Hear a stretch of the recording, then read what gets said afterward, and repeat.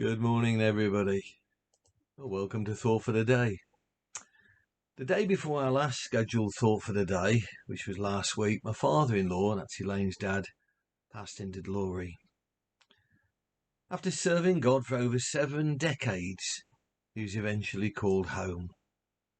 So we want to apologise for just putting a recorded message rather than the expected live one last week. It's got me thinking, living with COVID around has had life-changing implications for many. 2 friends of mine, both Christians, both had operations during the first COVID wave, both self-isolated. Now one has to return to work to steer his business through yet another bumpy time, and the other has had to adjust to early retirement without the plans he had made before COVID hit. So now he's a virtual prisoner of his retirement. Change. I spoke about it many months ago. Change. How to some it is a challenge to be conquered, and how to others it becomes an excuse for why they can't do. This year, we, that's Elaine and I, have had to plan for and sort out 2 funerals. Elaine's mum during the first COVID wave, and now her dad's.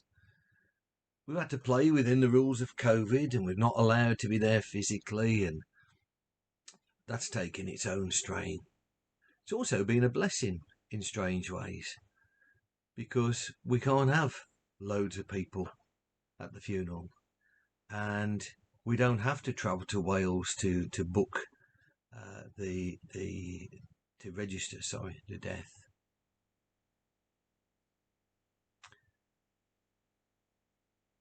Yesterday, Elaine had a message pop up on her phone. I don't know if it was off Facebook or one of those sort of things, which showed a picture of her with her mum and dad 7 years ago, here at the house.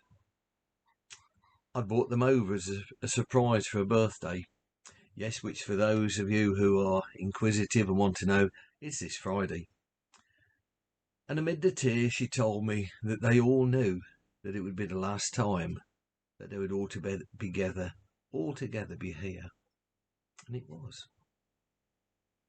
As sad as this all is, I don't want everybody to get into major depression from this thought for the day. I want it to become an encouragement to the testimony of God's faithfulness. Over the last week, we have had literally hundreds of people contacting, mainly Elaine and other members of the family, but the stories of what God has accomplished through one person's 7-decade journey is absolutely inspiring. You could write a book about that, to be honest. The lives that have been touched all around the world. We had people, different times of day, their daytime, our nighttime, have been in touch. And one of the things he did years ago was he wrote a book called God's Donkey. And it was serialised on a Christian radio station called Cross Rhythms. And they rang up Elaine and they told her that they had not only the whole of the book serialised, but they also had her mum and dad's testimonies that have been recorded. And so they've sent copies over. And we're going to listen to them later on. And I was reading part of God's Donkey again. Now, I originally typed the original manuscript. I had to learn how to do that. You had to have double spacing and things. But anyway, it was on an old typewriter. And I was struck by the following, which I'm going to share with you. And then afterwards, I'll close. Now, to put things in context, Peter had just lost his business. He'd spent 14 months waiting on God. And this is what he said.